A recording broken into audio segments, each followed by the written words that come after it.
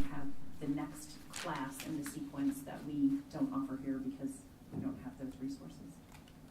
So, and likewise, we have students from North Scott and Pleasant Valley that come in and take programs through our career pathways as well.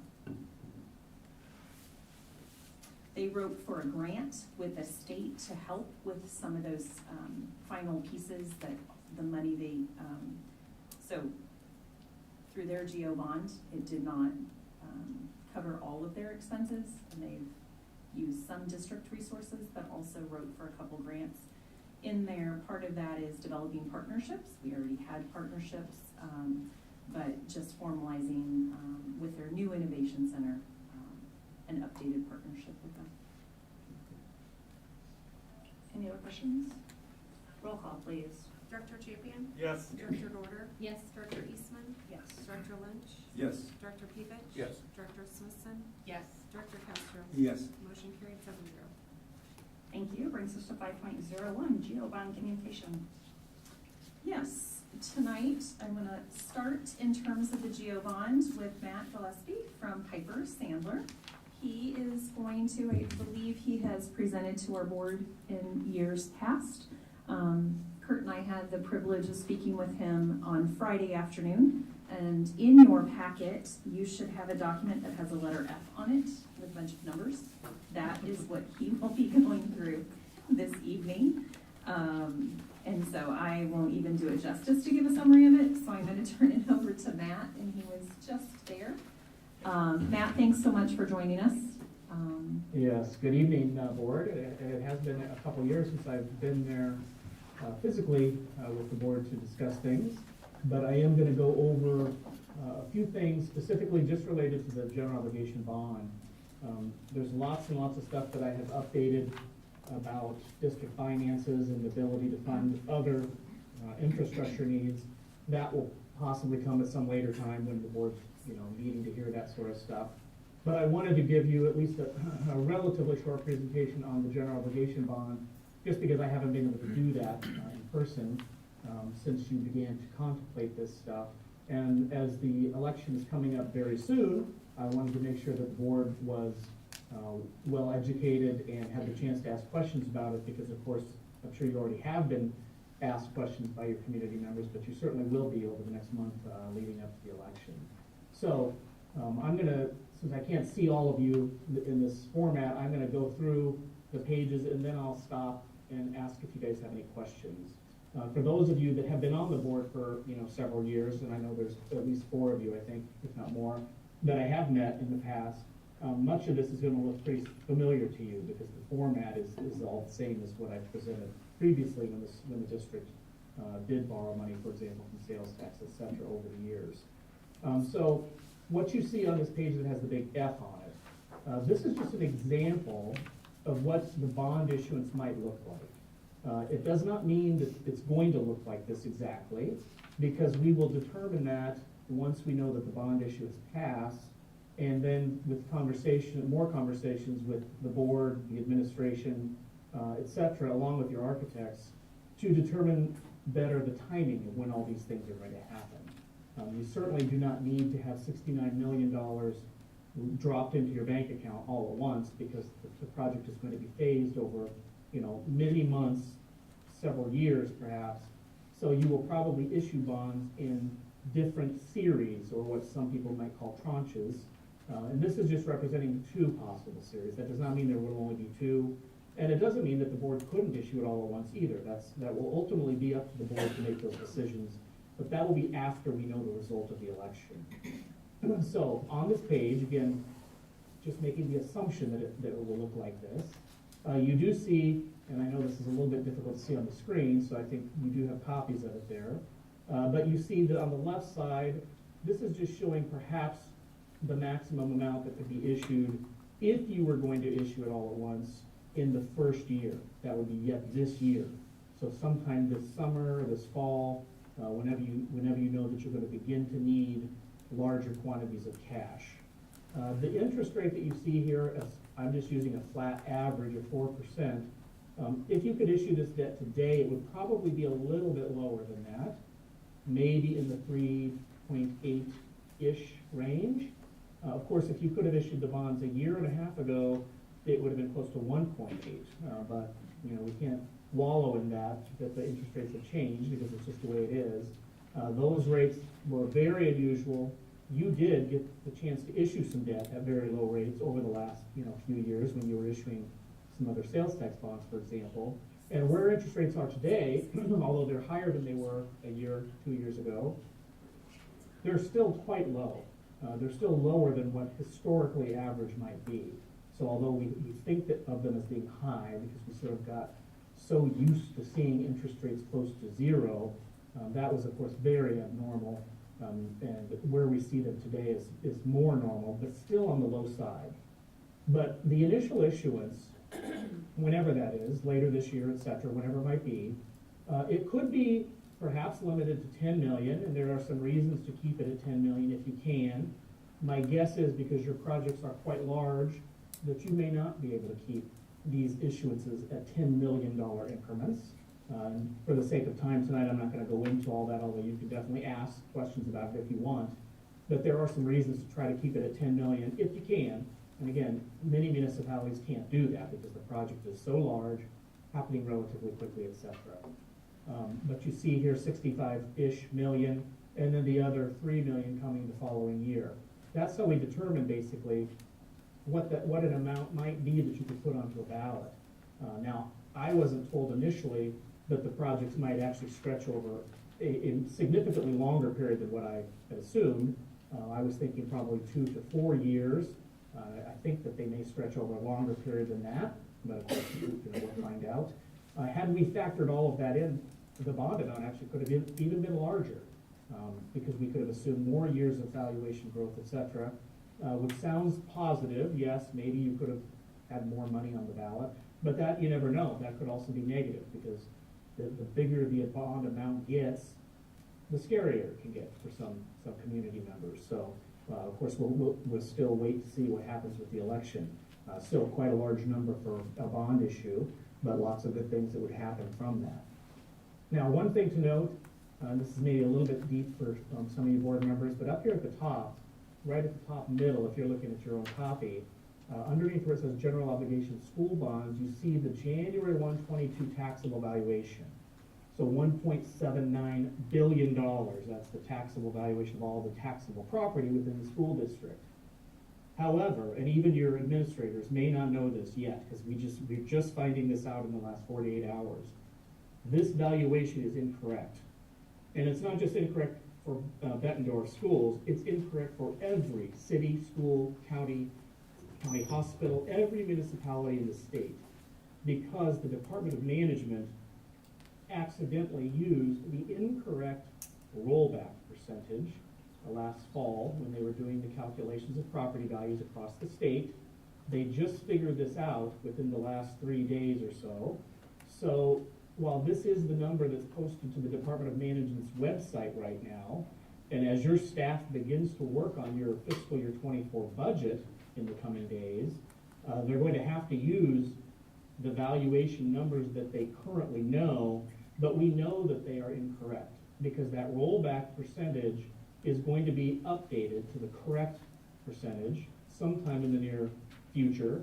It's actually taking legislative action to do it, which sounds kind of crazy, but because there are dates written into the Code of Iowa as to when each county auditor must file the valuation information, et cetera, and we're now beyond those dates, and they all did, of course, file by those dates, but they filed using the information that was given to them.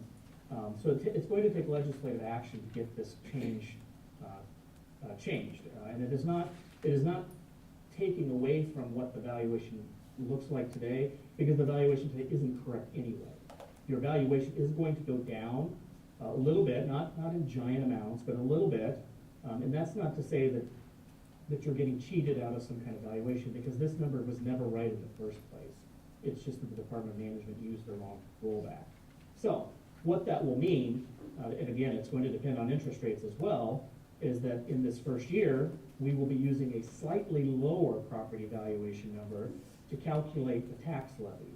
And we will probably push at least the first year up to that $2.70 level, because that's what you've been communicating to your citizens. Depending on how much you issue the first series, you may issue 10 million, 15 million, 20 million, whatever it might be. That probably the levy will be up at the 270 for the first year, and then it will drop back down significantly. But that's because then the second year or third year, whenever the need for more cash infusion comes along, you will come back and issue more of the bonds. The board has approved, and that will push the tax levy back up to the 270. So you should expect to be in that $2.70 debt service tax levy range for several years at least, until all of the bonds have been issued. Once all of the bonds have been issued and the project is well underway or even completed, then your natural progression of property values going up, which is certainly not a guarantee, but they do go up over time.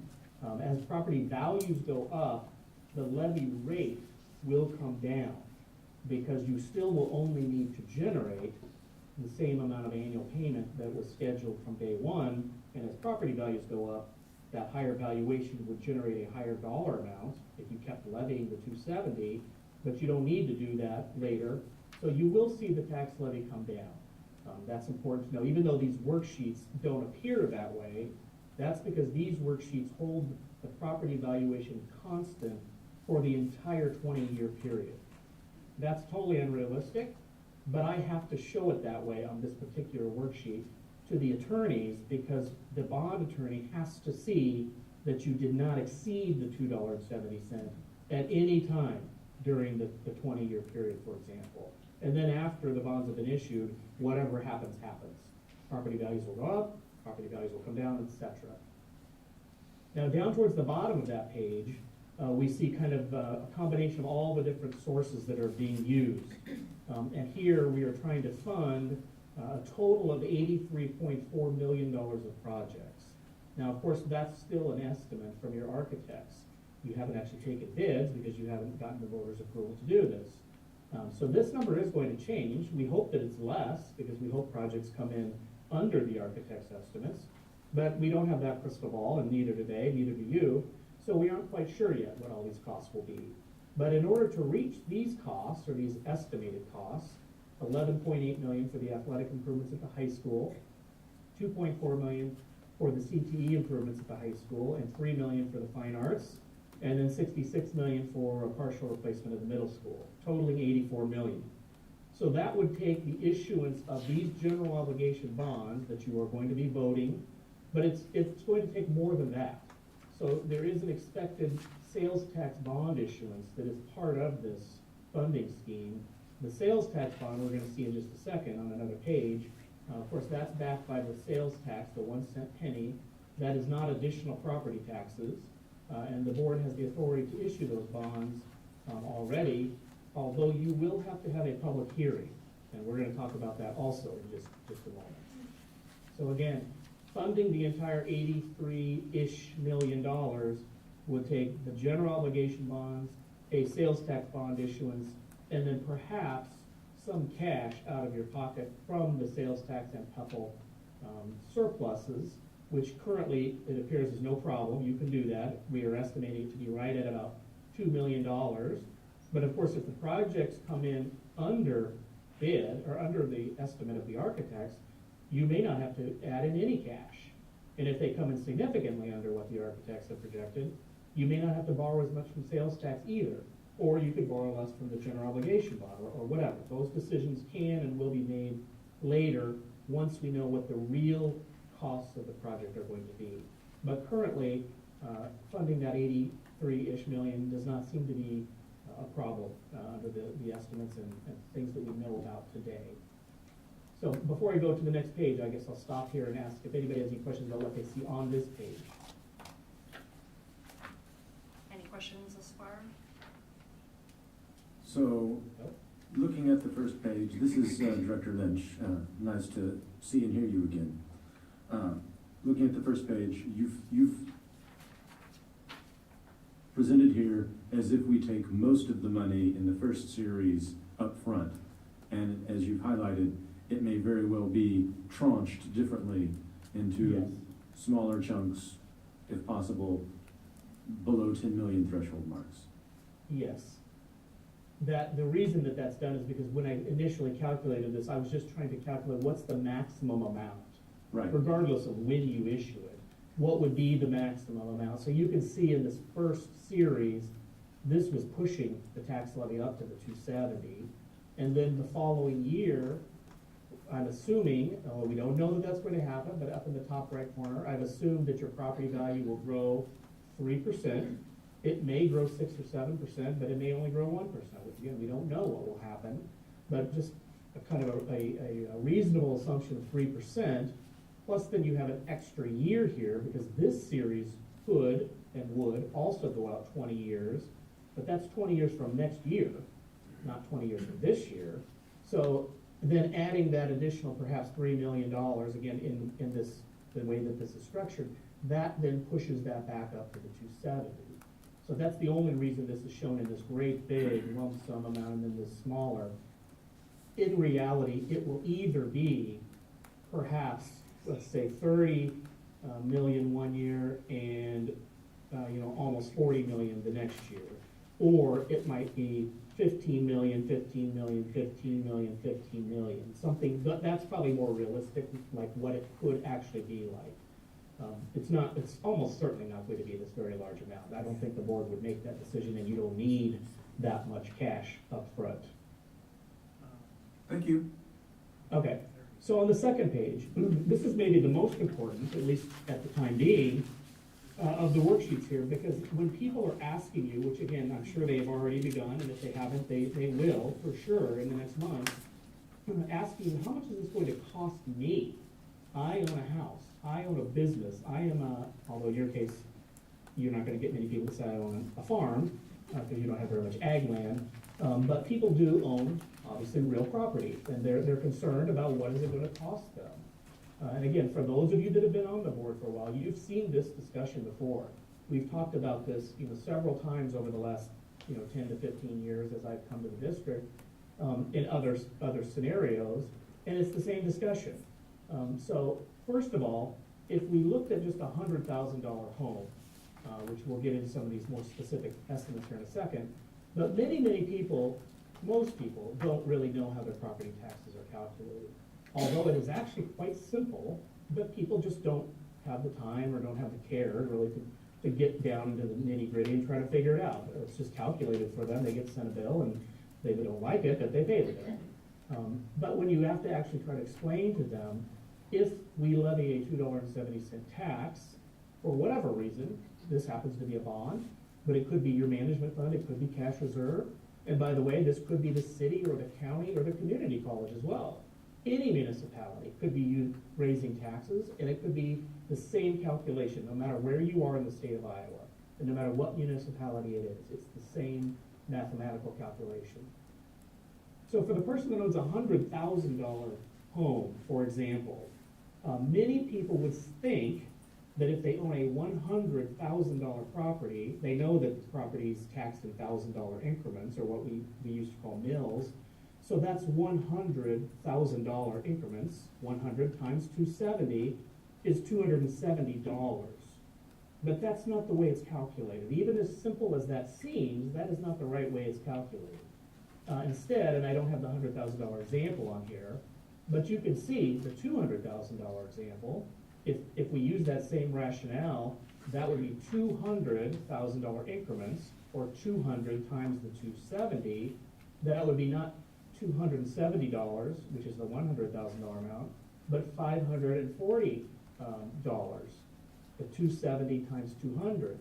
But again, that is not correct, because we have rollback and homestead credit. Now this number that you see right here in this second column, that's 56.49, this is the part that's incorrect. This is what the Department of Management erroneously represented to the county auditors 2 months ago when the tax calculations began to be done. But I don't know what the new number is yet, so I can't even show it to you. Now, it's not going to be wildly different. That's important for you to know. The calculations that we're going to talk about here tonight, they're only going to be off by a couple dollars. So it's not like it's, oh my gosh, we can't even possibly be discussing this or sharing this with community members because it's gonna be so wrong, it's not that big of a difference. But it is important for everybody that's there in the room to know, this is not a precise number, Hey, like Matt. it would be if Matt, we we have knew a the quick rule, question for sure. you. Hey man, it's David But- Farmer. I'm David Farmer, the treasurer for the district. Yep, What I've seen is that 56% may go back to 54%, which Yeah, would be very it's similar to the somewhere- current that's right. valuation. 54 to 55%. We know that that is correct. We know it's going to go somewhere like that.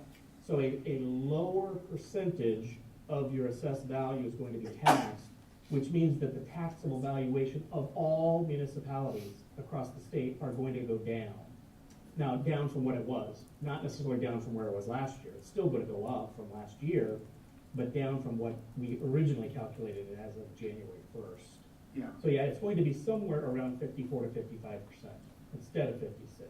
Hey, But again, for tonight, let's not worry too much about that because it's not a drastic difference.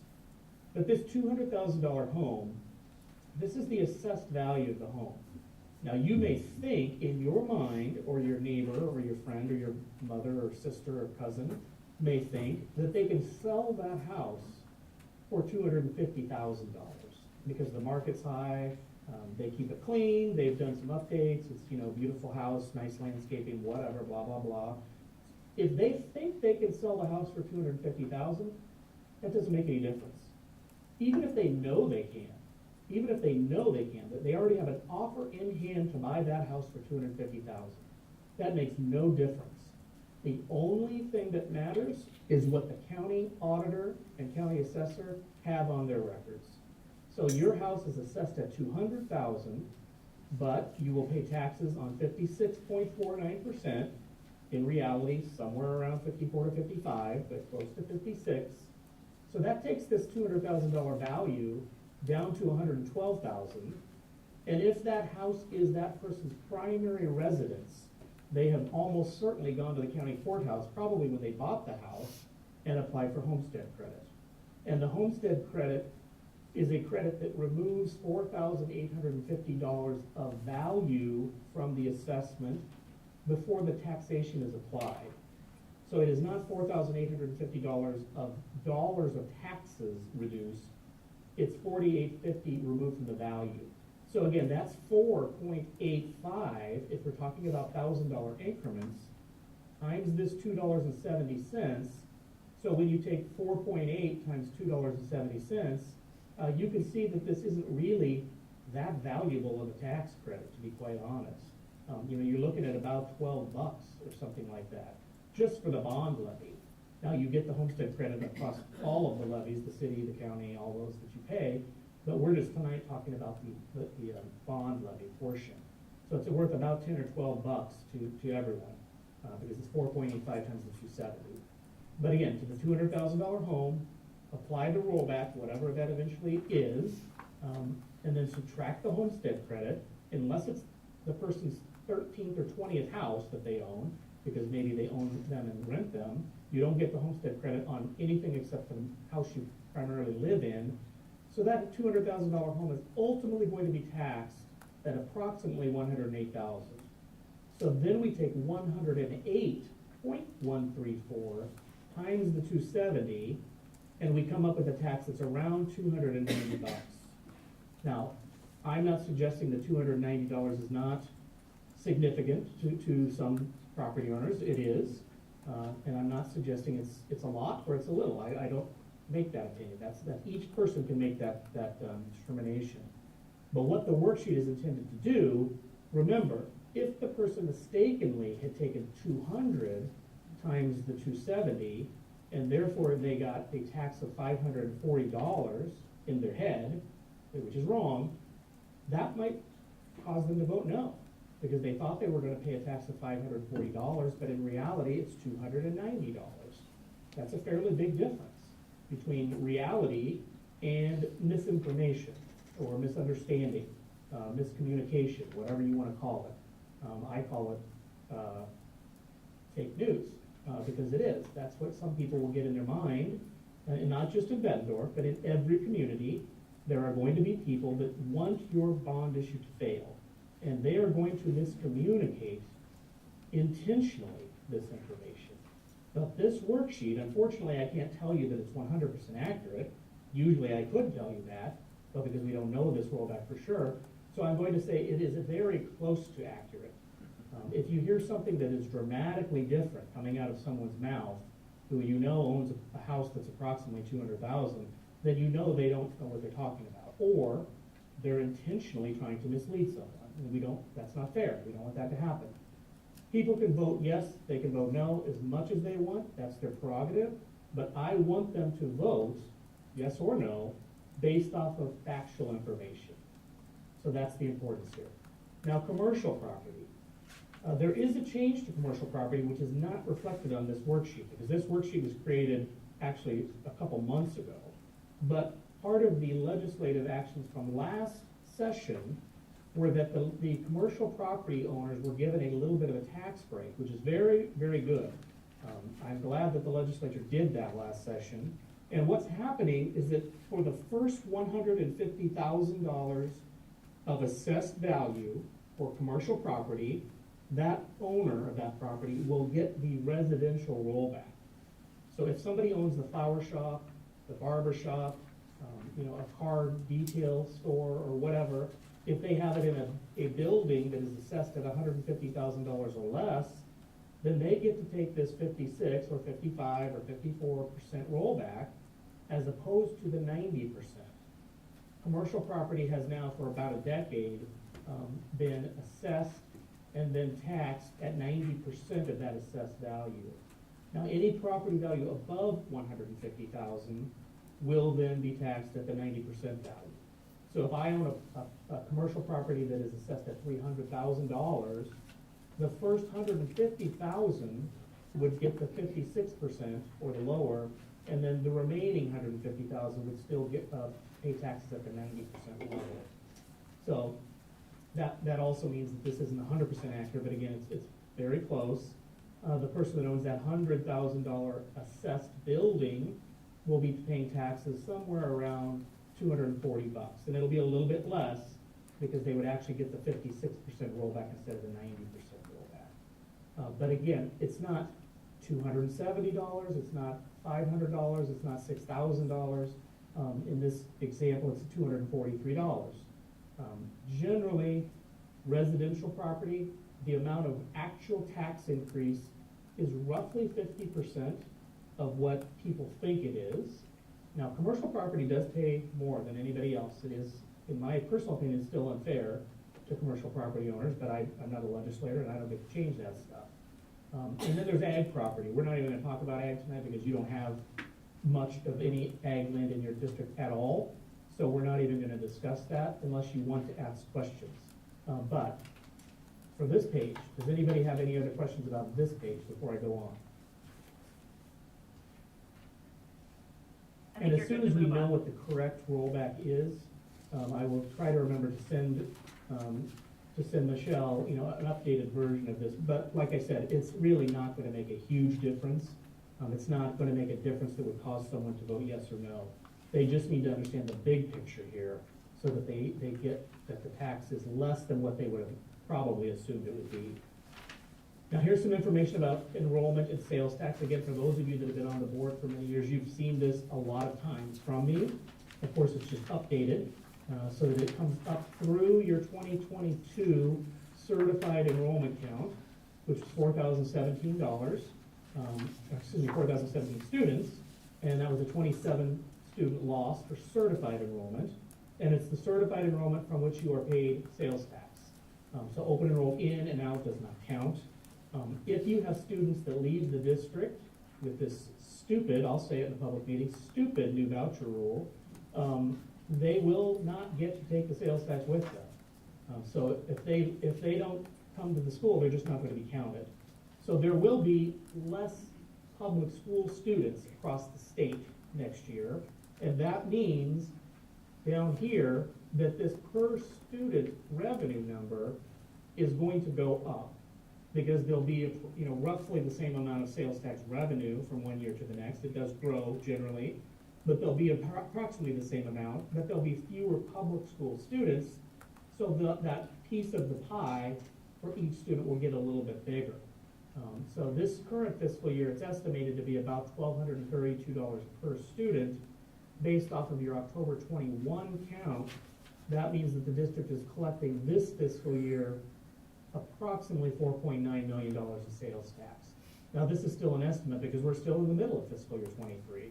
You and I are still out there spending money and being taxed on it. So we don't know what the real number is, but it is going to be, close to this number. The Department of Revenue is never 100% correct, but they're usually not wildly inaccurate either. What you see in the middle of this page just shows your enrollment becoming stagnant. That's just a guess. We don't know that, and no one knows what your enrollment's going to be like 30 years from now. This little table goes out through 2051 because that's when the sales tax is going to end.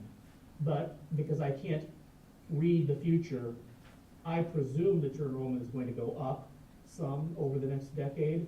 But again, we don't know that, and we don't know how much.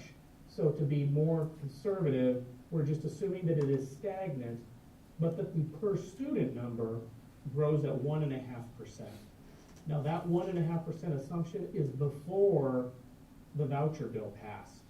We haven't done the calculations to determine what might it be like if X number of students leave the public schools and go to private schools.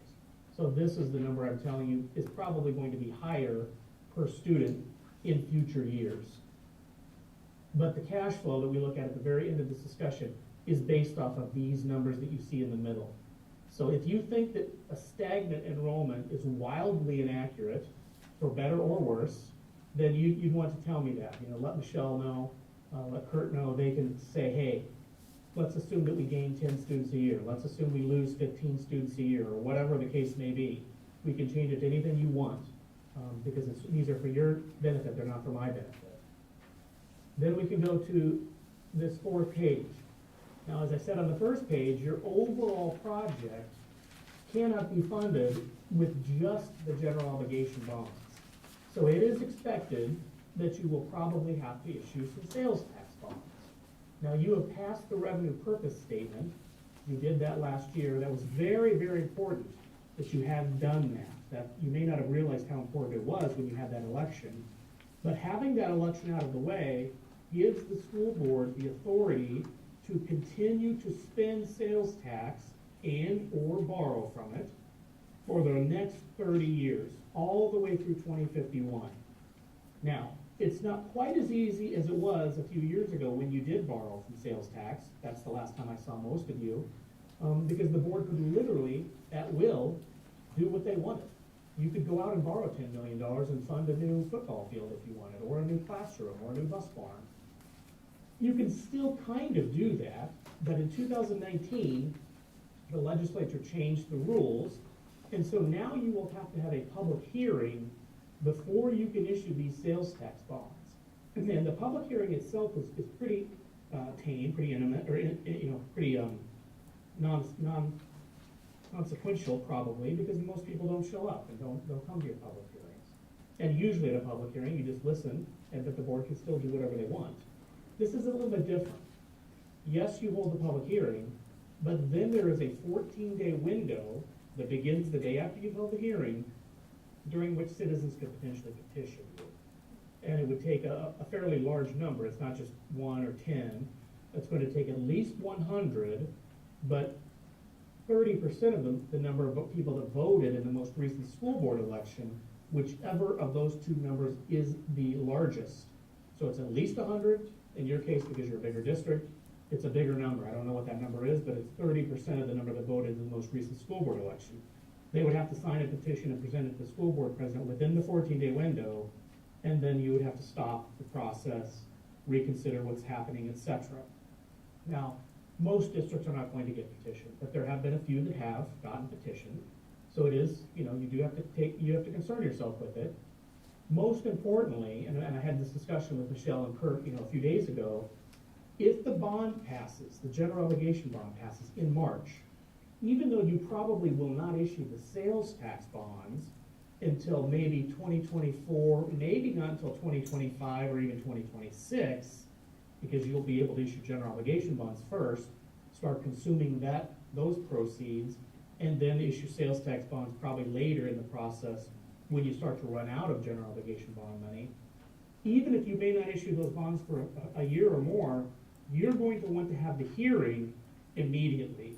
So on the day after the election, presuming your bond issue passes, you and 13 or 15 other schools around the state, by the way, if your vote passes, then we will immediately get a hold of Michelle, and we will get some dates for your board meetings, and you're going to hold the hearing for the sales tax bonds right away, because you need to know if you're going to be petitioned or not.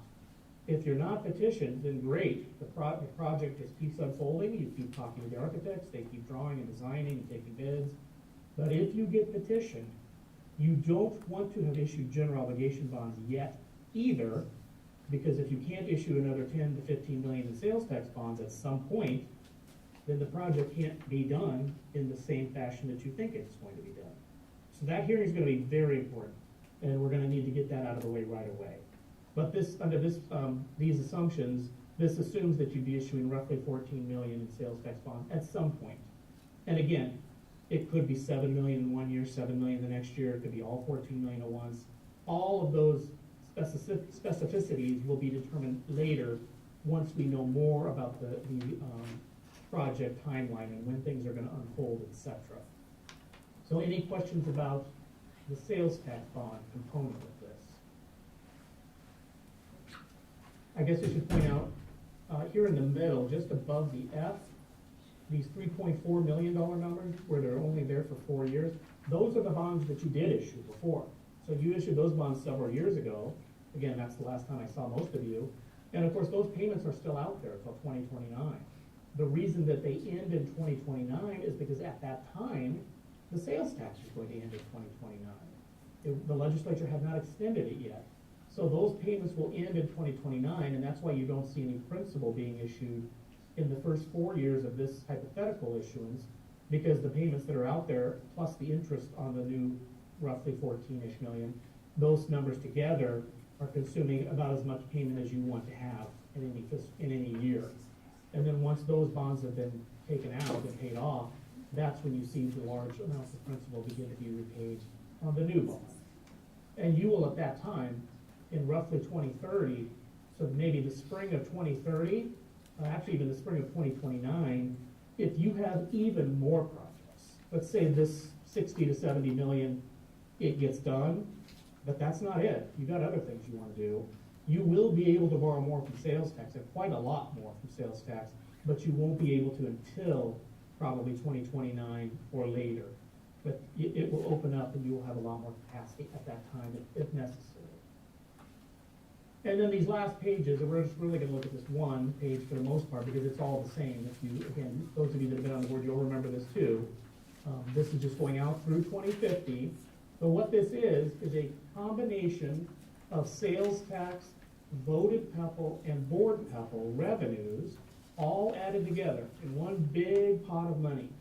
So along the left side of the page, this blue and red, this is the sales tax bond estimates. And it is these numbers, they're based off of your stagnant enrollment and revenue per student growing at 1.5%.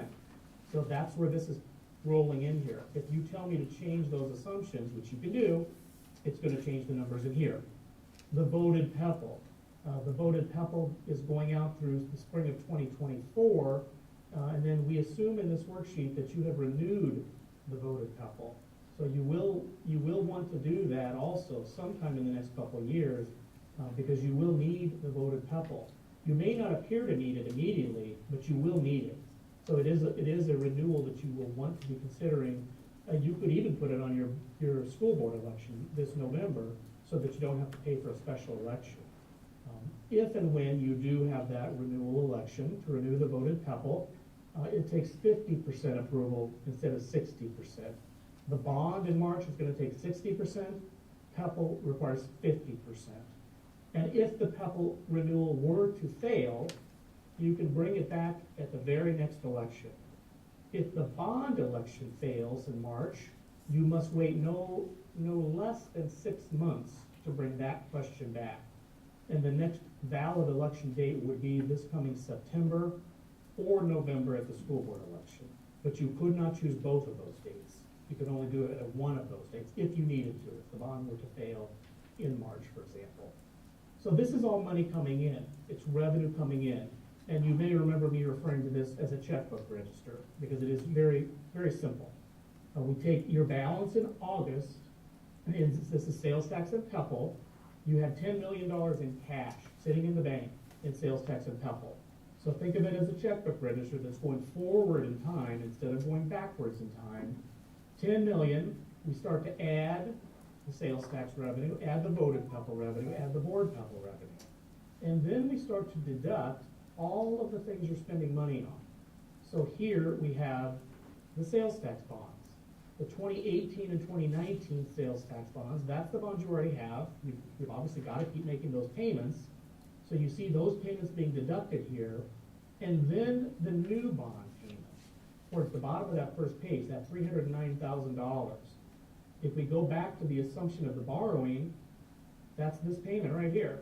So you can see that these payments are then factored into this worksheet, assuming that you've issued that amount of bond and you're making those payments. So that's going on and on and on for 20 years while that bond is being repaid. And then we have in the annual construction costs. Now these numbers are a little bit old, they're a little bit outdated, and I think Kurt is kind of sharpening his pencil and probably will sometime in the near future. It's not really critical right now, but sometime you're going to want to give the updated numbers here. So we're also assuming beyond the bond, roughly 14 million, and the bonds you already have, you are also going to fund about $2.6 million in other projects, that aren't even related to these things, next summer, and maybe 4.3 million in projects the following summer, or the following fiscal year. Additionally, just ongoing, routine, recurring, every year, spending money on athletics, operations, technology, annual projects, etc. And then there's a credit for some project redundancy, because at the time I created this, Brietta was still there, and the numbers that she was giving me reflected these expenditures. So again, we maybe need to renew this or update it, and we can do it any time. But it's clear that you have a significant amount of cash right now, so you can proceed. If the bond passes, you're going to be able to start the project and get things underway. But we can always adjust these things later if they need to be adjusted. Now, beyond the sales tax bond, remember I said you might have to put in about $2 million in cash. Now, we don't know that. It's all going to be dependent on what the project costs really are when you take bids.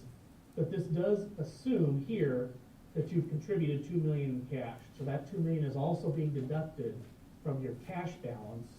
And you see, if this was anywhere near reasonable, it certainly is not going to be 100% accurate, but if it's somewhere near reasonable, you will still have several $1 million in surplus pretty much at all times.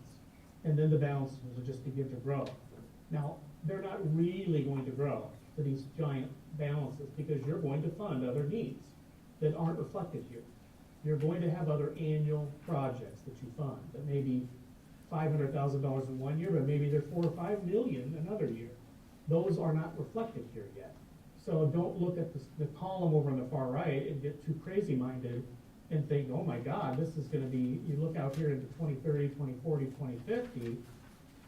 This suggests that if you renew your PEPAL one time and you never spend anything more than what this worksheet shows, you would still have $167 million that could be and would have been spent over the next 30 years on other infrastructure needs.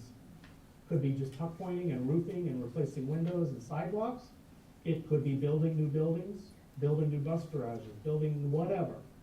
So there is a significant ability for Bettendorf schools to continue on the path of infrastructure improvements, not all at once though. This is over a 30-year period of time. So the outlook is positive, but it will take time for these things to all come to fruition. And of course, if your enrollment grows, that's even better, because these numbers are based off of stagnant enrollment. If your property valuation grows, which it's going to, but I mean if it grows significantly higher than you expected, then that means this is also going to be more positive than what this looks like, because your PEPAL revenues would be even larger than what this is assuming. And of course, it will also depend on how crazy the board gets in spending. If you just go out and keep spending, then you're gonna draw these balances down. Now, there's nothing wrong with that either. I know that a lot of times your business manager and maybe your superintendent get very nervous about that, but the sales tax and the PEPAL money is there for you to spend. That's why you have it. It's not meant to be hoarded for 30 years. The students and the community who are living there today deserve for you to use that money. Now, it doesn't mean you need a bond. You can just spend cash and just improve buildings, and, fix the safety and the security, whatever. But my point is, if the balances get low, that's okay, as long as you have projected it and you're prepared for it. If you're caught completely off guard because nobody's paying attention to this stuff and nobody's listening to math, then you can get caught where you don't have enough money to buy a bus one year. So hopefully that's not gonna happen. Certainly does not look like it would happen at Bettendorf, but you just gotta keep on top of it. So that's probably a little bit longer and more than you wanted to hear from me. Any questions about this cash flow or any of the other things that we talked about tonight before I drop off here? This is an information question, not for you, Matt. I believe we already did that PEPAL renewal. Yes. So it is now, it's through 2034 already. Correct. Let me look. Actually, you may be right, and I think maybe Michelle told me that, and I changed it in my file. We've done our PEPAL renewal and our 1 cent sales tax renewal.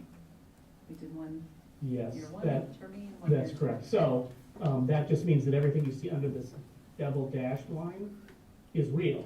Now, it's based off of assumptions of property value, but yeah, your PEPAL is going to go out then for that additional 10-year period. So that's already factored in here, and it's already accurate. You're correct. Thank you. But we don't assume that it's renewed again, which it may or may not, 10 years from now. Any other questions for Matt? All right, hearing none, thank you so much for all of your time and all of the great information, Matt. Okay, thank you guys, and if you do have questions from the community, or you yourselves have questions that you don't know the answers to, for sure, let Michelle know. You're welcome to contact me directly, send me an email or call me. We want to get your questions answered, especially before the election, so that everybody's talking about actual information.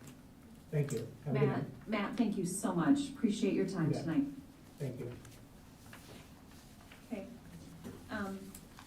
In addition, again, as we stated last week at our special board meeting, huge, again, thank you to our community for their support in getting the needed signatures for the petition. So Celeste did not let Kurt and I off the hook. I think first thing Friday morning, we were back at work to talk about what is it going to look like between now and March 7th, when this will be on the ballot for our voters to either vote yes or no to.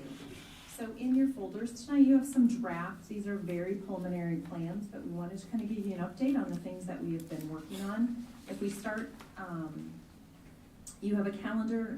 Huge shout out to Celeste for all the work that she's done to design these materials, to be thoughtful in how we're branding this and keeping consistency in the communication in whatever form, whether that be through our website, social media, print materials. She has just taken time and care to make sure that there's consistency, and they look amazing. You've got a draft calendar and communication plan in front of you.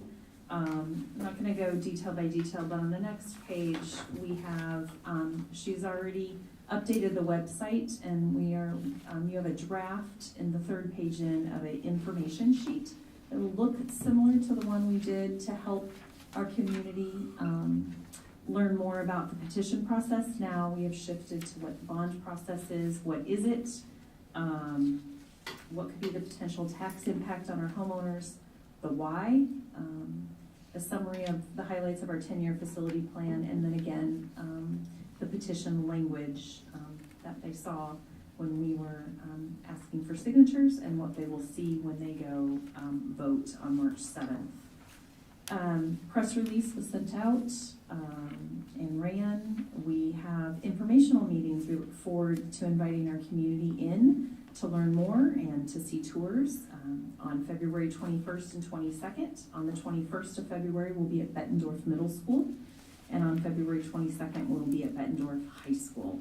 And we'll be sharing information about the bond, about the facilities, answering questions, addressing concerns if there are any brought to us. And then we've other print materials that we're working with and working on. We're working with OPN, who helped us with the facility master plan, to develop some interior and exterior renderings for display boards, so that when we are out in the community or at different events, we have those visuals to help our community see some possibilities. We're designing some posters and yard signs that will have the information, a QR code, postcards. You have draft of postcard 1, which is estimated to go out in early February, and then a second postcard reminding people to go out and vote, and then we're working on the community newsletter that'll go out in February. Media, trying to get in front of different media outlets, different community groups, such as our TV stations, radio stations, our different groups such as the Rotaries, the Bettendorf Business Network, just so that we can help share the information about the bond, as Matt stressed tonight, communicate the facts, answer questions, so that people can be informed voters when they go out on March 7th. Celeste is continuing her videos that she's been doing. We most recently recorded Lily Peterson, who is a senior at our high school, and she talked about the need for athletic and CTE updates. And then I think I've highlighted kind of where we're going, what we're doing over the next 6 weeks. Did I miss anything, Celeste? So if you've got these are draft, as I said, she'll finalize these up tomorrow, and we'll start getting the print materials out. So if there's any feedback, please just put it on your sheet, put it back in your folder, and we'll make sure those updates get taken care of. Any questions? Here you go. Okay.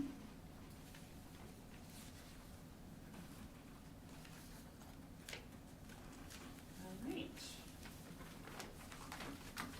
Moving forward, that's going to bring us to 5.02, therapeutic learning community. I promised Karen I would not take her intro, but, you know, promises were meant to be broken, Mrs. Allison. I'm just kidding. I will draw your attention to a piece of print in your folders tonight. It is a brochure that this team will orientate you to, and darn, I want to say more of it. Mrs. Allison, I'll let you have it tonight. Thank you so much, Dr. Morse. This evening, we're looking forward to updating you on the therapeutic learning community. Before we get started, I just wanted to tell Dr. Morse, thank you so much for all the support, the leadership, and the vision you have for the therapeutic learning community. You supported that all the way back in July when it came available, and that support has not wavered throughout the school year. Also, thank you to the Iowa State University Extension Center and the Mississippi Bend AEA for their partnership. It's with their partnership that we've been able to provide the Bettendorf Middle School staff and students the support and resources they need to really launch this off into a really positive part of our multi-tiered systems of support. This evening, I have some VIPs here, very important people that are going to share with you the PowerPoint and give you more information about the therapeutic learning community. I have Jen Best from the Iowa State Extension, and she is really our go-to when it comes to understanding the brain science behind doing what we do to help kids be successful, not only at the middle school when they're at school, but out in the community and at home also. Sarah Harris, our social, emotional, behavioral health coordinator for our school district, and Mr. Alan Hartley, who is our Bettendorf Middle School principal. So with all of that, we are going to be focusing on priority 2 and 3, learning and achievement for all, and student accessibility and support. Are you guys ready? Here we go. So as we start, as we ground our work and ground our presentation today, we wanted to refer to the MTSS triangle. You all have seen this many, many times, looking at green being tier 1 for all of our students, yellow being that 5 to 10% for some of our students, and red being the 1 to 8% of a very few of our students.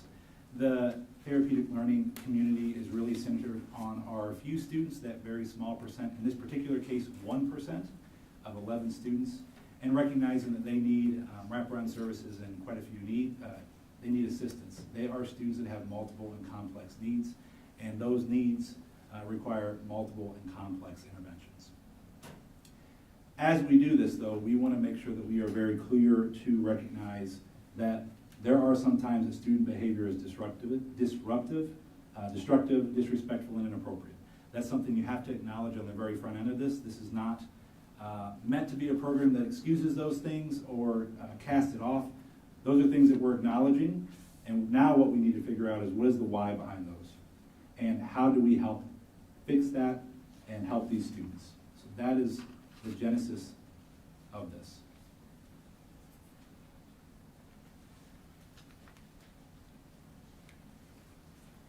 So a lot of the good news behind the therapeutic learning community and a lot of the services and work is this is work we've already committed to as a district. In our strategic plan, we say multi-tiered system of support is one of our priority areas and how to support that with social, emotional, behavioral health. So there's good news. We've already said, hey, we're vested in this, and this is a part of ESSA. Every student succeeds, and different multiplicities of what we're supposed to do in education. With that being said, we know that 1 to 5% can be extremely multiple things to put in place, and that it can be expensive. And so the Department of Education, the Iowa Department of Education said, here's a grant back in July, which Karen mentioned, that is an opportunity to support students, and listed the pieces that we needed to have in place to do so. And so we wrote that, we applied for it, and we were one of the few schools in the area to receive those dollars to do what we're talking about tonight. So, Jen. Thanks so much for having me. I could talk for 3 days on this research, but let me just tell you a couple of highlights. Bettendorf Middle's needs are not unique to Bettendorf Middle. In a way, I kind of wish they were, but they're not. This is national data. About 50% of students age 14 and older with a mental illness drop out of school. This is the highest dropout rate of any disability group. And post-COVID, we have seen an increase in these numbers, and we're continuing to research and be concerned about what is going to happen with those individuals, and Bettendorf's not exempt from those challenges. About 50% of lifetime mental health conditions begin by age 14, and this is really significant because it hasn't been that long ago when we didn't even think children could have mental health conditions, about 50 years. And so we've come a very long ways in our understanding of the fact that in every classroom, every day, in every community, we have a significant number of children with clinical diagnoses. However, the average delay between when a child's symptoms first appear and when intervention happens is about 11 years. So that is most of a child's school experience. And what has happened in this country, again, this community is not unique, is that where is the one place where all those kids congregate? It's school.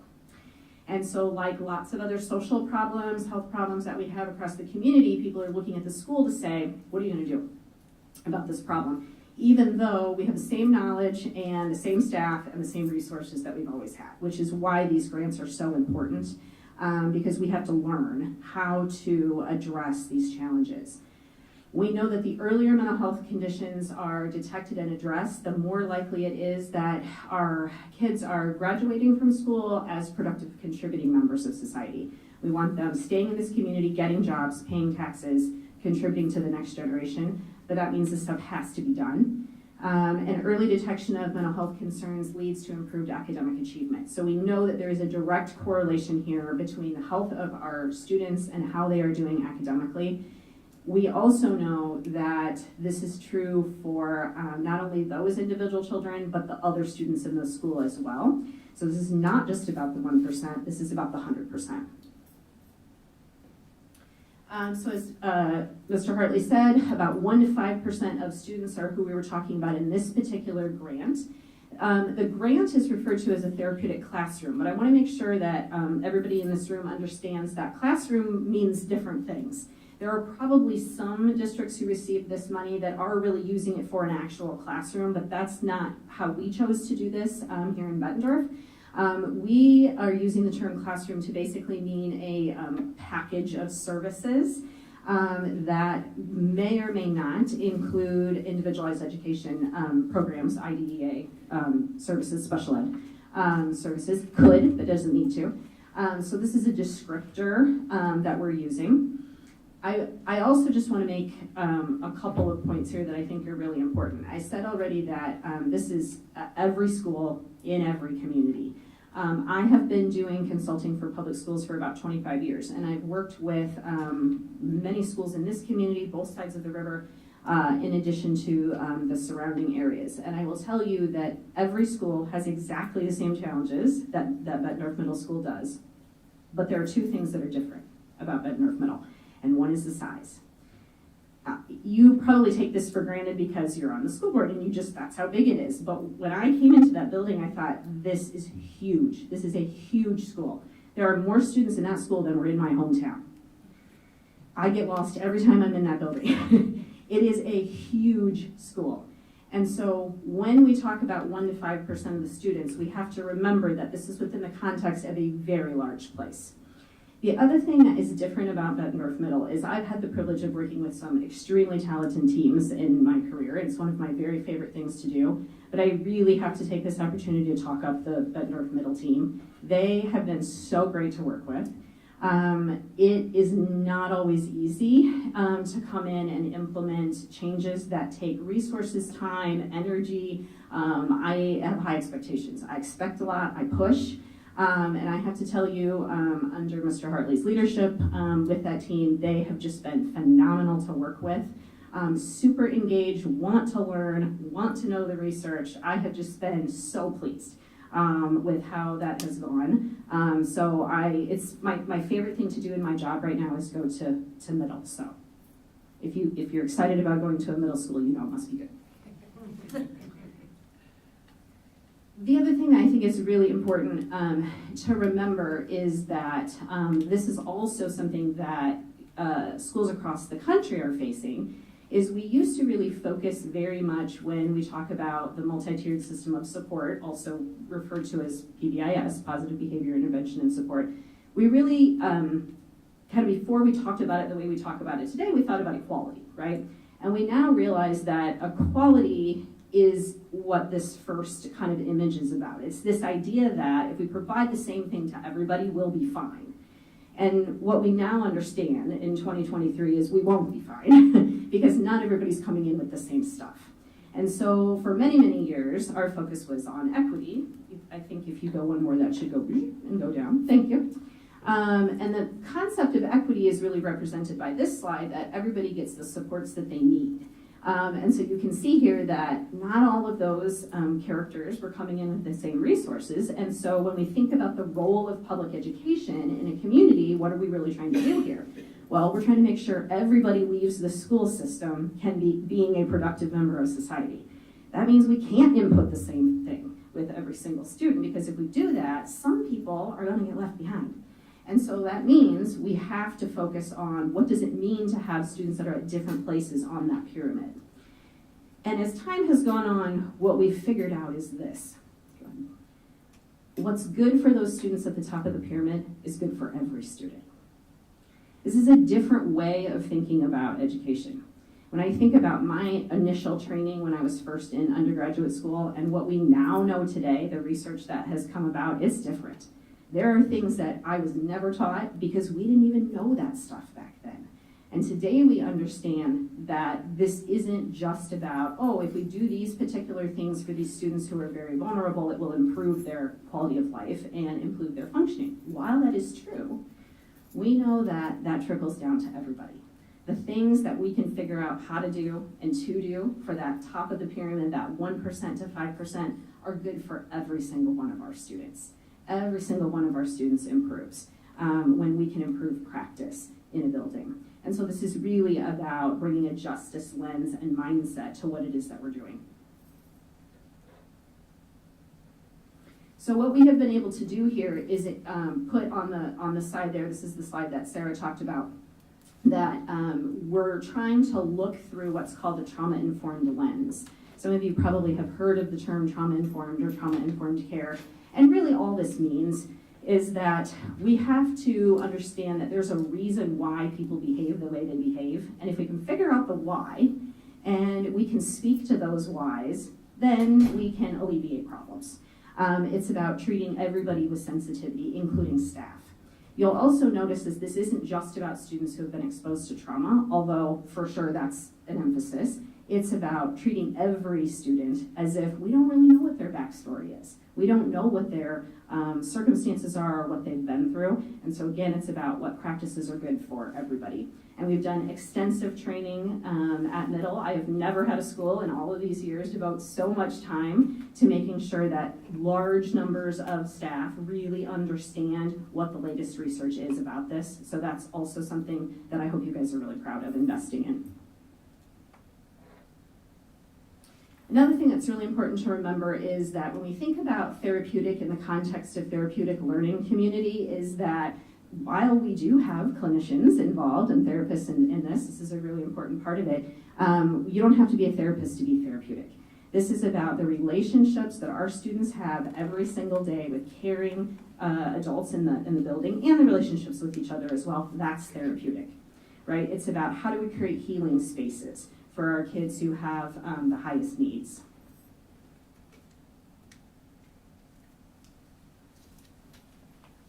So a little bit about our timeline. This isn't something that we just let come together. This is very intentional planning that started as soon as we found out that we had our grant. Started in August by our planning and making sure that we knew what our roadmap was going to be.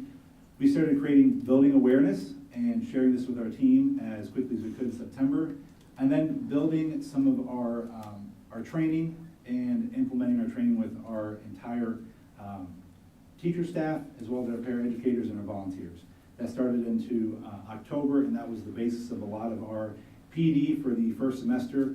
That continues up until, well, it continues as of most recent next Wednesday. We'll be doing our paraeducator volunteer training, and that'll be in the cafeteria. But as we continued through November, we had we started to strengthen our PBIS core team and working and grounding what this work is and how that relates to Tier 1, and then setting up the coach for the TLC community, and then starting to look at getting in the logistics of furniture, the room itself.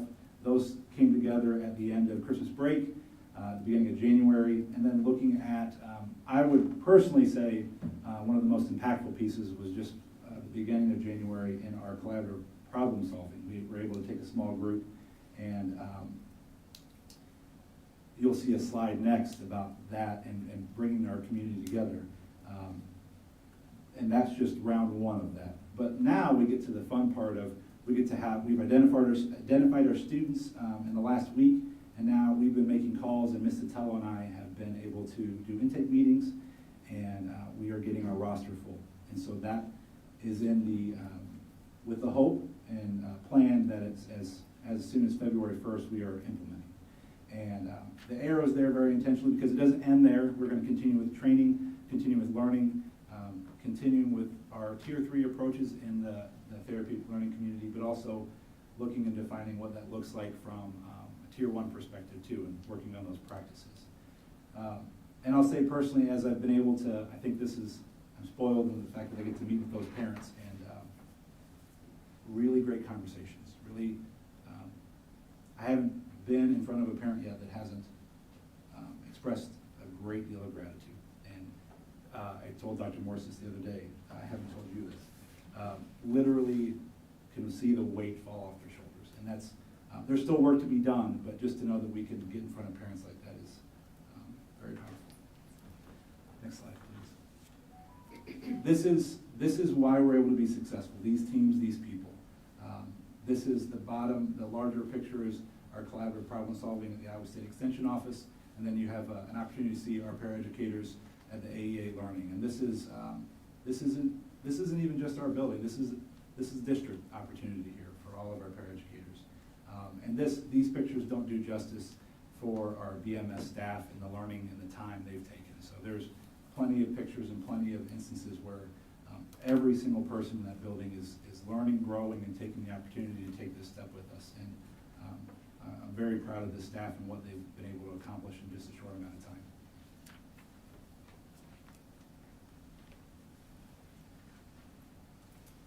So the kind of the meat of this project is to build Tier 3 services, and just to remind everybody, Tier 3 refers to individualized plans. So this is an extensive intake process that we have built so that we really kind of get to the heart of the needs of these students that have really intense needs and build a plan around them that helps them to be successful. The other thing I just want to highlight is that this grant is using the absolute latest research. This is the best stuff that is out there related to how to serve this population. So any of this stuff can be Googled, or if you email Dr. Morse, she can send you my way and I'll give you a primer on it.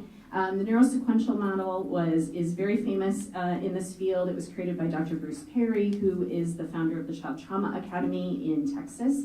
He's an internationally known researcher and speaker around these issues, and so the framework that we're using is his model, the neurosequential model.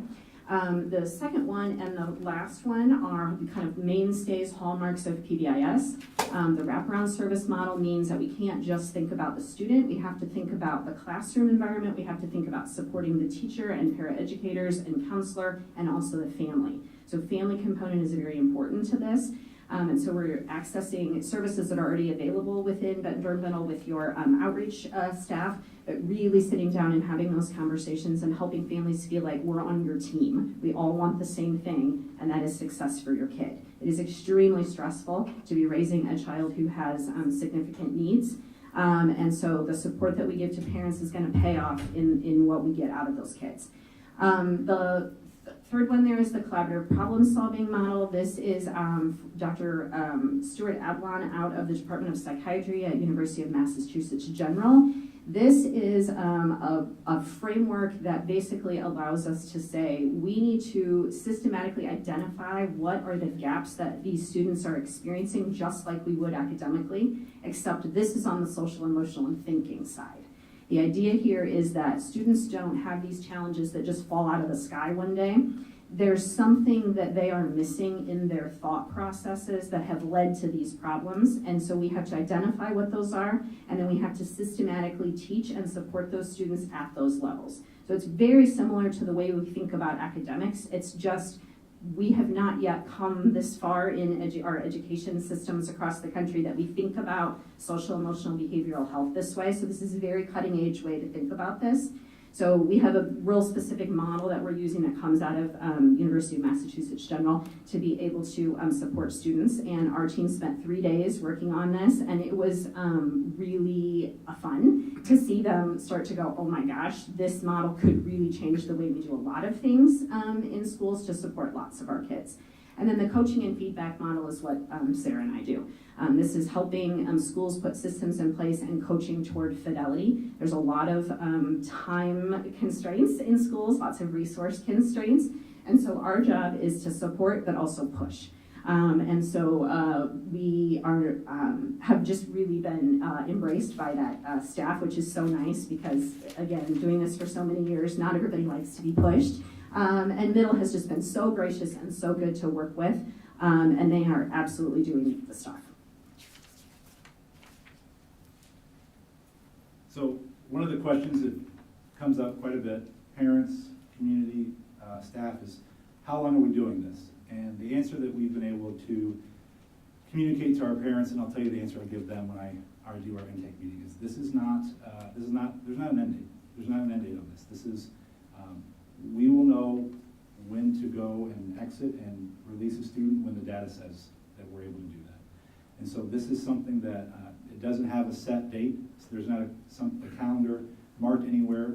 We're gonna be working with our student success team, our tier 3 teams, those students' individualized teams, and we're gonna be looking at their data the entire way through, assessing their plan, assessing their growth, and making sure that the data tells us we're ready to move.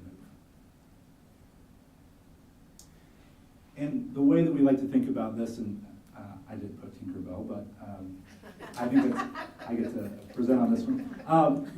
You've got to think about behavior like it's another aspect of education. What would you do if you were an ELA teacher and you had a student who's 2.5 grades behind in reading? The student's going to need an intervention. How long will that intervention take to get the student up to grade level? There's no calendar marked. There's no set expectation. You're going to put the work in, you're going to put the time in, and when they get there, they get there. There's no magic, there's no right answer. It's hard work, it's time, it's effort, and it's data. And that's what we're bringing to behavior. That's what we're bringing to social emotional behavior health.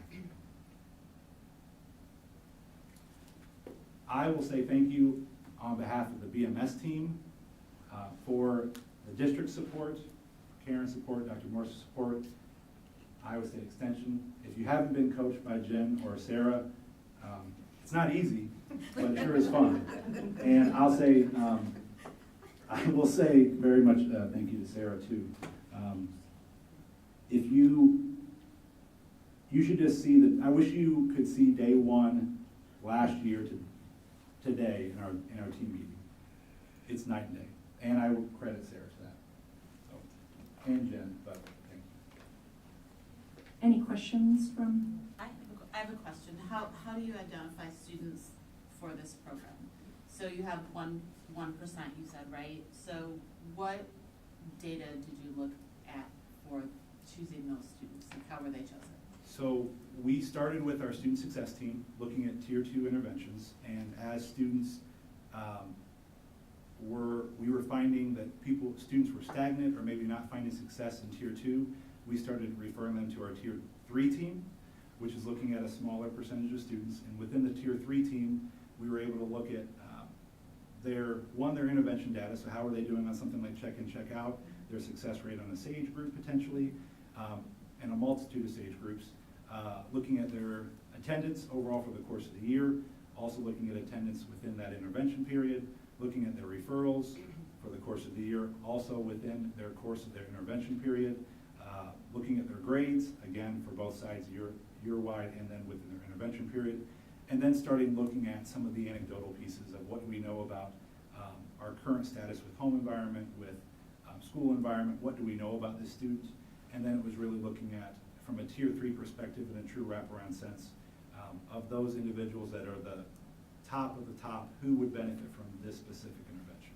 So using the data approach and then able to bring in some of the narrative. And then from there, roping in the parent support and getting a better picture. And I have one other question. So you said that in some places this is like a classroom, but this is more like integrated throughout, right? So these students are still in with the other students, right? But then they get these extra services. Okay, I just wanted to kind of clarify that it's not like a room that they're in all day. There is a room, but they're not in it all day. Right, okay. This is a room for students to collect themselves, and we would love for you to come see it at some point. We're still waiting on a couple pieces of furniture. But it's really important to remember, you can't pull students out of a general education environment without a legal process. That's illegal, and you can get in lots and lots of trouble for it. So it's really important that, remember the equity framework that I was talking about, right? We have to make sure that we do this correctly. Will there be a time, maybe, that some of those students need that type of environment? Of course, but we want to make sure we're real intentional, real data-driven, and we're proactive. This is a front-side approach. So we're trying to make sure that this is not a pathway to special education or removal. This is away from that.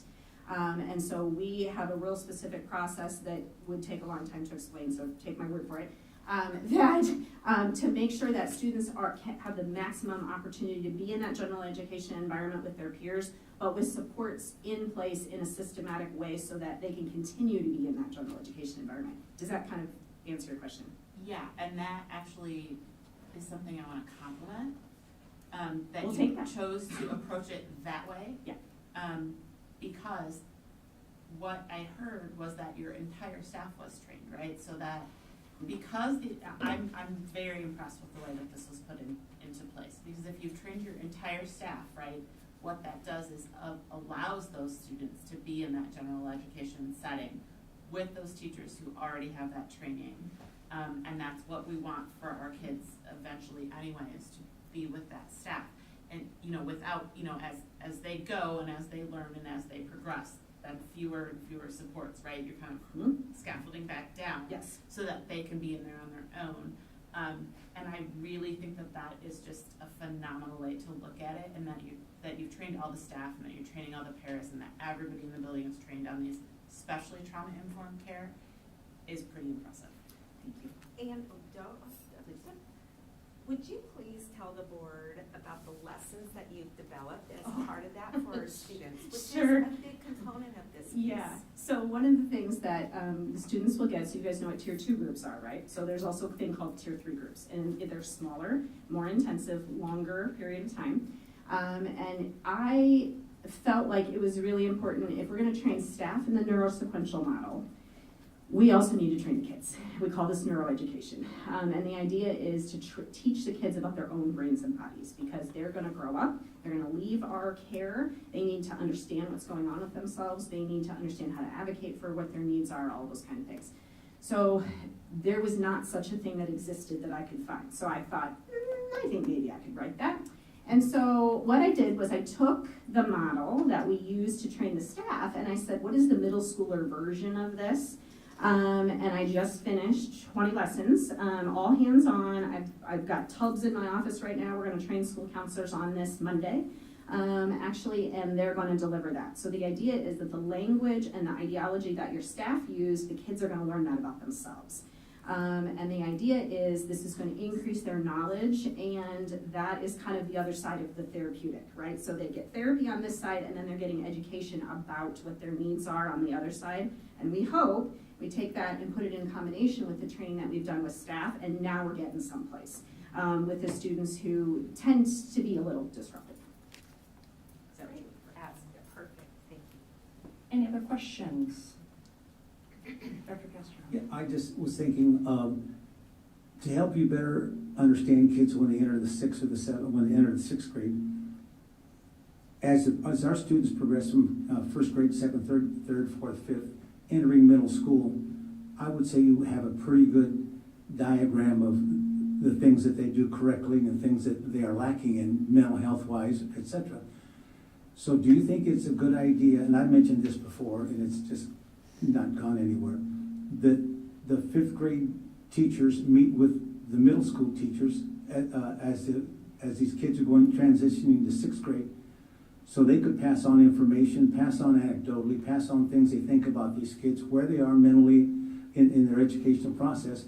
Wouldn't that make it easier for you, once they start 6th grade, to have a really good profile of these kids, so you could hit the ground running and you're not starting from square one? I will say, I do think a snapshot of a student is very important. One of the things that we're really trying to work on with that is our data systems. Communication, a conversation is really important.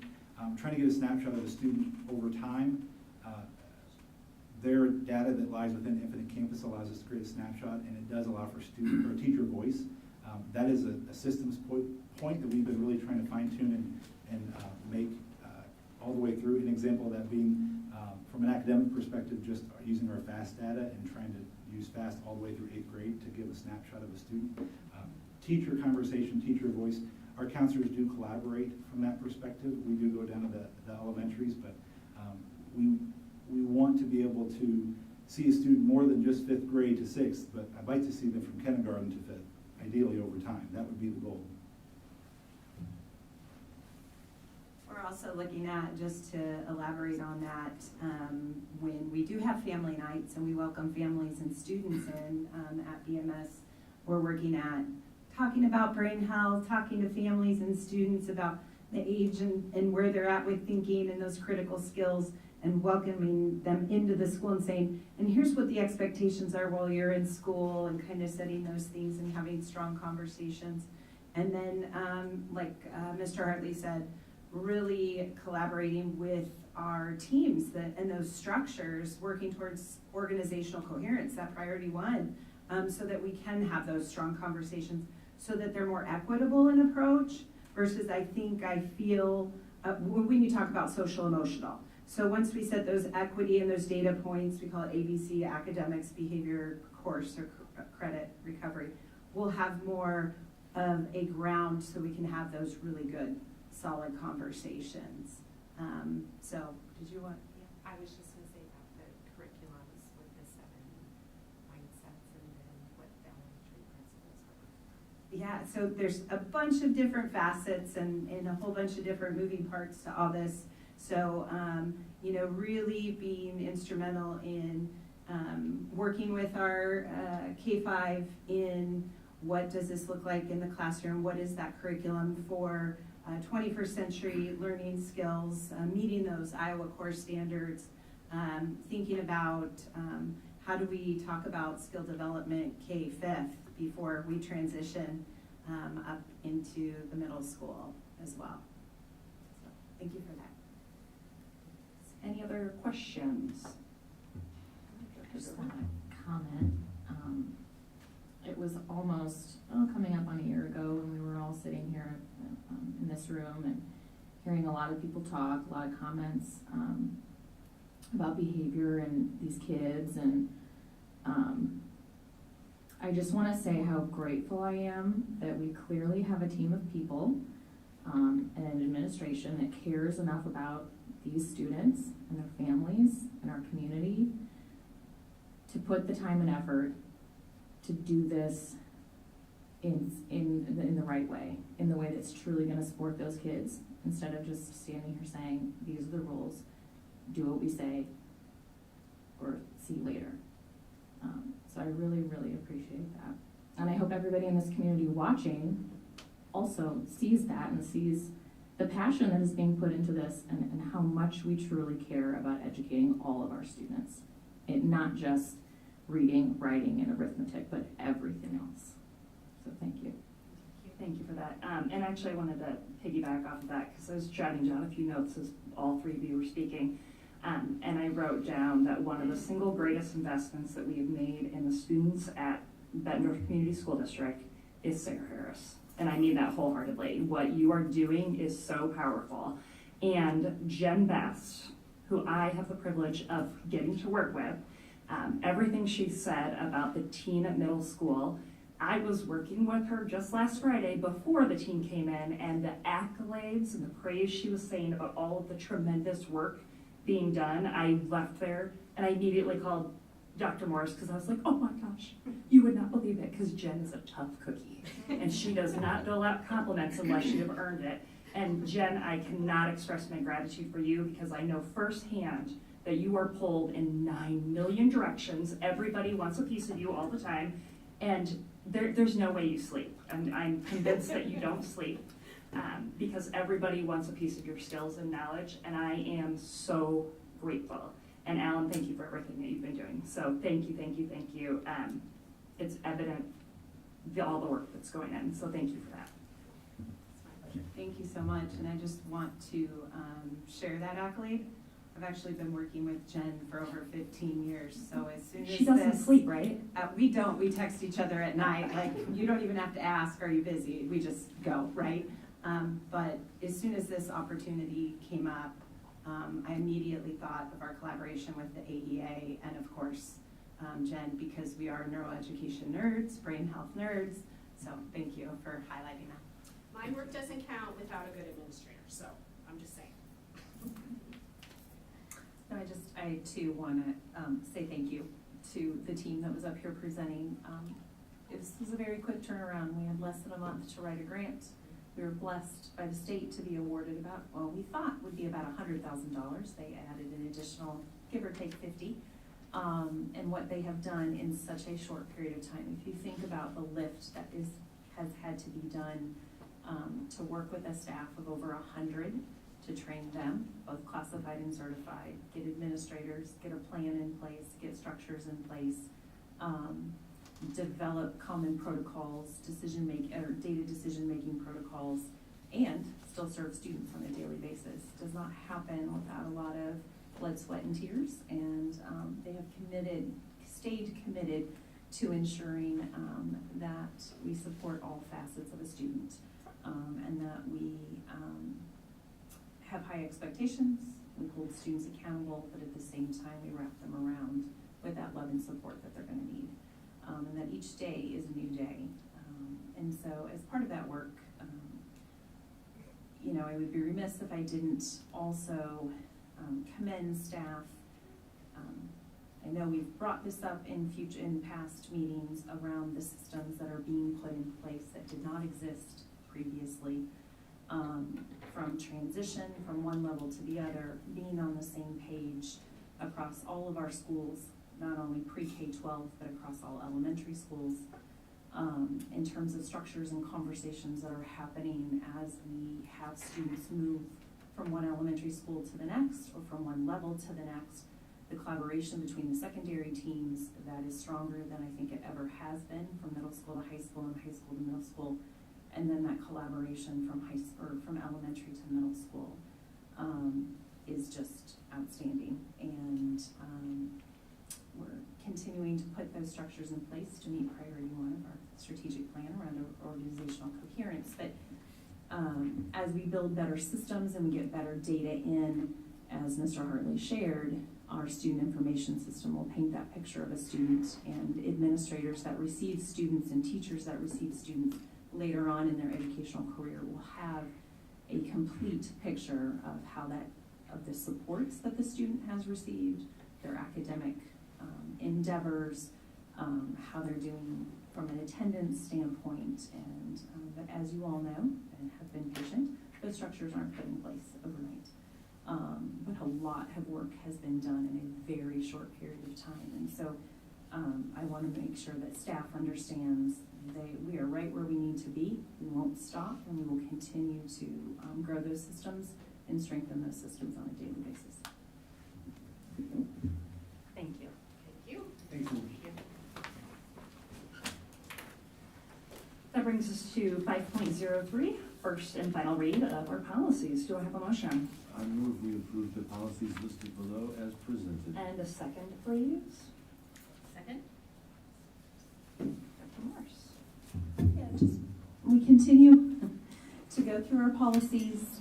Lately, our focus has been on the primers that have come out from IASB necessitating updates because either code changes or regulation changes. So tonight you've got two policies in front of you. One relates to service or assistance animals, and the other is student complaints and grievances.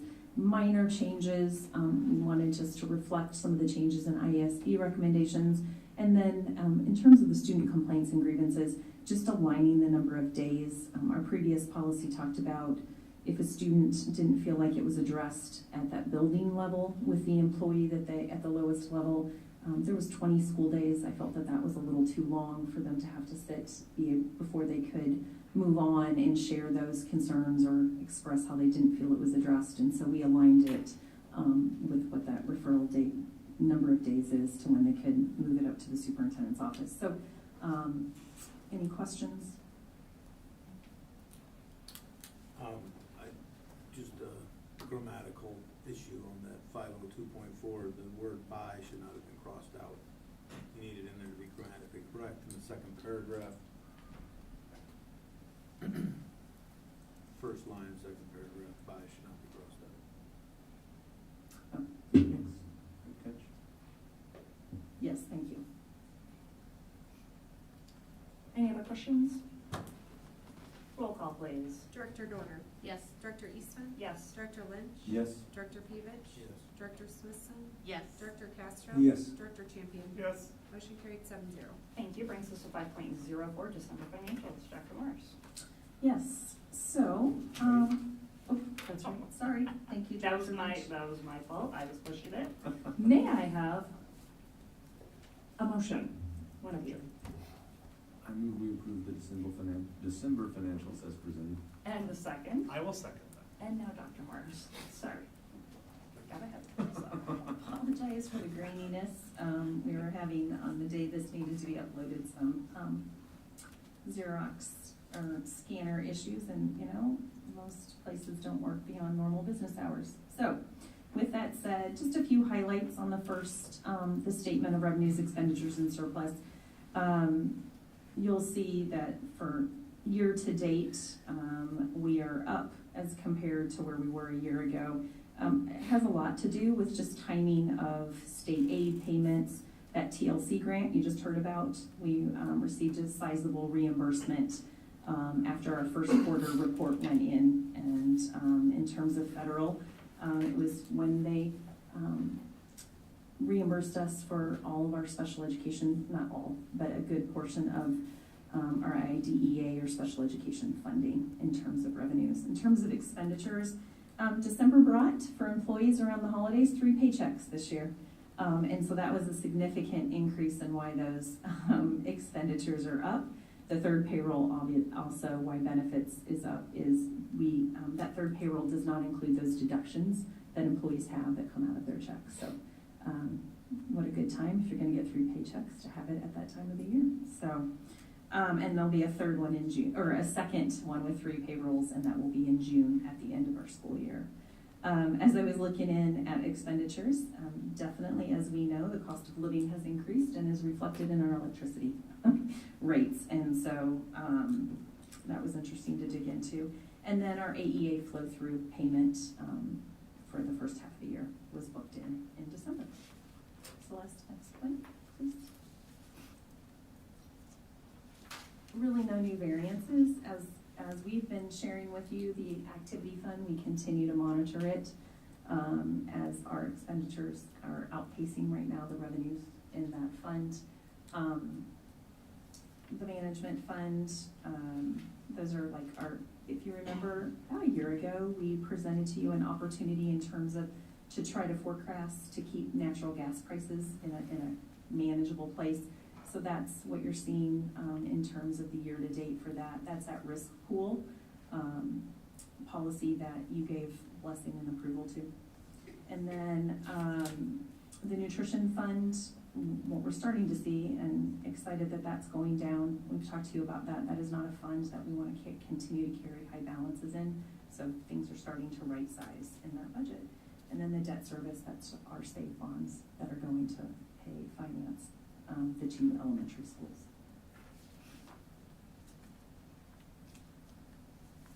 And then the final sheet. So just budget to actual. As I was looking back, as you know, our budget is based on the aid and levy worksheet that has to be submitted to the Department of Management in April each school year. So what you're looking at is what that budget was developed in April of last year on assumptions of looking at a 3-year trend. And so really nothing significant is there, and it's just looking at, as we all know, the cost of doing business is just on an uptick. Inflation, etc. Our utilities are up. And so really nothing of significant variance to report. Any questions? All right, roll call. Director Eastman? Yes. Director Lynch? Yes. Director Pevich? Yes. Director Smithson? Yes. Director Castro? Yes. Director Champion? Yes. Director Dorder? Yes. Motion carried 7-0. Thank you. Brings us to 6.01. Upcoming calendar items. Please note some of the changes, including time changes and date changes for a few of our upcoming meetings to accommodate for some conferences. Several of us are looking to attend, so please make note of those. Okay, that brings us to 8.01. Do I have a motion? Means 7.01. Oh, I'm sorry. Good. Gravy. 7.01. Do I have a motion? I'll make a motion for 7.01.